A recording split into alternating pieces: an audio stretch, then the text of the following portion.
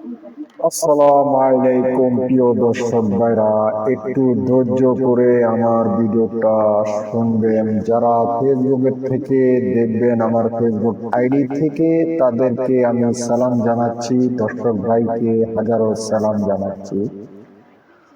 তো আপনাদের মাঝে আমি একটি ছোট্ট ভিডিও ছেড়েছি, আপনারা অবশ্যই দেখবেন। আর ইউটিউবের থেকে যে ভাই দেখবেন, আমার ইউটিউব চ্যানেলটা সাবস্ক্রাইব করে দিবেন, আর ভাইকে দেখার সুযোগ।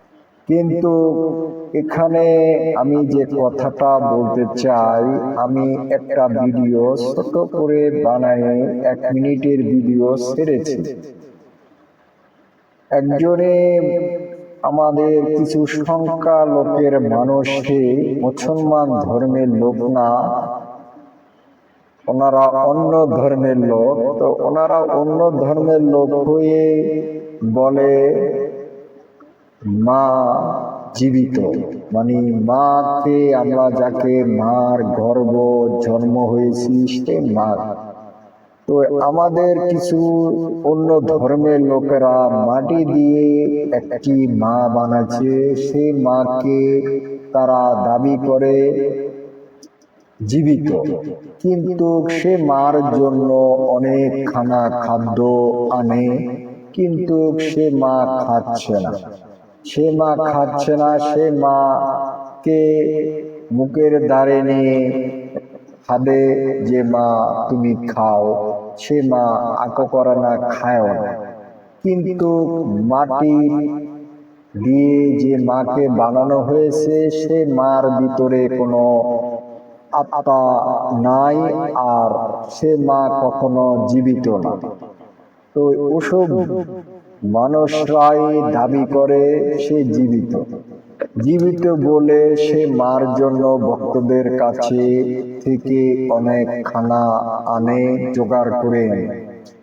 কিন্তু আমরা যে আমার যে গর্ভধারিণী মার পেটে জন্ম হয়েছি, যে মা আমাদেরকে 10 মাস 10 দিন গর্ভ রেখেছে, সেই মা অনেক কষ্ট করেছে সন্তানের জন্য।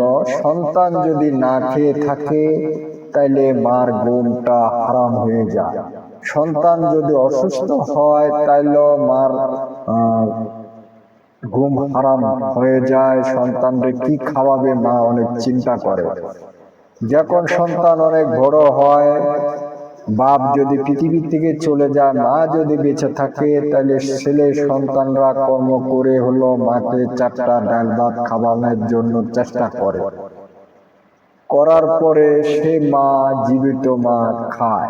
যখন মা দুনিয়া ত্যাগ করে চলে যায় পরকালে, তখন কবরে চলে যায়, অন্ধকার কবরে যখন চলে যায়, ছেলে সন্তানরা নতুন নতুন মার কবরে যায়, মার জন্য দুঃখ প্রকাশ করে। কিন্তু যে আমাদের পৃথিবীর বুকে খাদ্য, সে খাদ্য আর মাকে খাওয়ানো যায় না। তাই মা জীবিত থাকার কালে সন্তানরা মা যেটা খেতে চাইছে সেটাই মাকে খাওয়ানো হয়েছে। কিন্তু যখন মা মৃত্যু হয়ে যায়, তখন কোনো সন্তানের বাপরও সাধ্য নাই মরা মাকে খাওয়ানোর জন্য। কবরে যে কবর জিয়ারত করে, কিন্তু দোয়া সাক্ষাৎ করে, নামাজ পড়ে, মার জন্য বাপের জন্য দোয়া করে, সবার জন্য দোয়া করে, ফ্যামিলির জন্য। কিন্তু আমি যদি মাছ খাই, মাংস খাই, সে আমার মরা মাকে আমি রেখে খাচ্ছি, কিন্তু আমার মরা মাকে আমি মাংস খাওয়াইতে পারি না, কারণ মা তো দুনিয়া থেকে ত্যাগ করে চলেই গেছে। তা আমাদের কিছু অন্য ধর্মের সমাজের লোকেরা একটা মাটি দিয়ে মা বানায়, সে মাকে টাকা খরচ করে সুন্দর করে পাক করে মাছের মাথা মার মুখের সামনে নিয়ে যায়, আবার প্লেটের মধ্যে রেখে দেয়।